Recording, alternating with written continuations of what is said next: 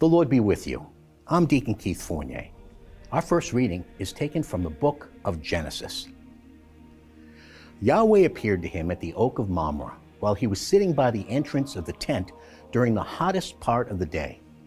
He looked up, and there he saw 3 men standing near him. As soon as he saw them, he ran from the entrance of the tent to greet them and bowed to the ground. "My Lord," he said, "if I find favor with you, please do not pass your servant by. Let me have a little water brought, and you can wash your feet and have a rest under the tree. Let me fetch a little bread, and you can refresh yourselves before going further, now that you have come in your servant's direction."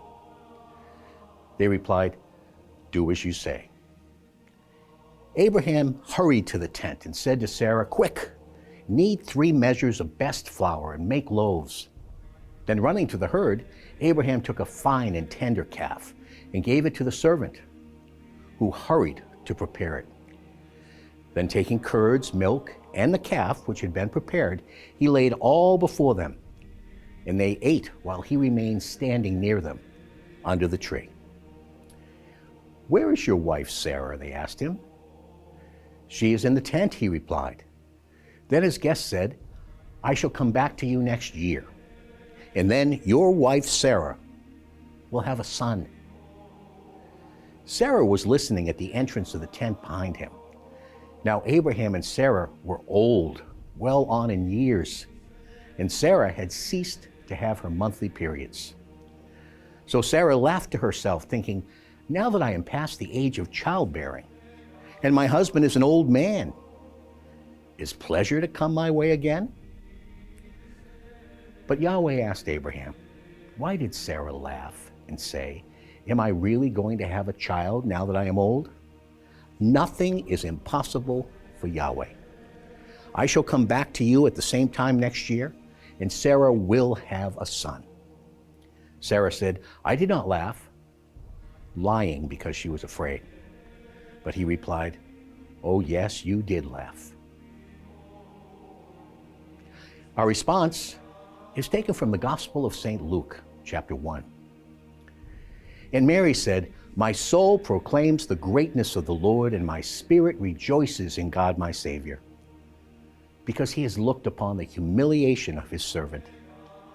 Yes, from now onwards all generations will call me blessed. For the Almighty has done great things for me. Holy is his name, and his faithful love extends age after age to those who fear him. He has filled the starving with good things, sent the rich away empty. He has come to the help of Israel, his servant, mindful of his faithful love, according to the promise he made to our ancestors, of his mercy to Abraham and to his descendants forever." A reading from the Holy Gospel according to St. Matthew. When Jesus went into Capernaum, a centurion came up and pleaded with him. "Sir," he said, "my servant is lying at home paralyzed and in great pain."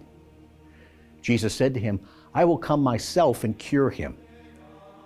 The centurion replied, "Sir, I am not worthy to have you under my roof. Just give the word, and my servant will be cured. For I am under authority myself and have soldiers under me. And I say to one man, 'Go,' and he goes. To another, 'Come here,' and he comes. To my servant, 'Do this,' and he does it." When Jesus heard this, he was astonished and said to those following him, "In truth I tell you, in no one in Israel have I found faith as great as this.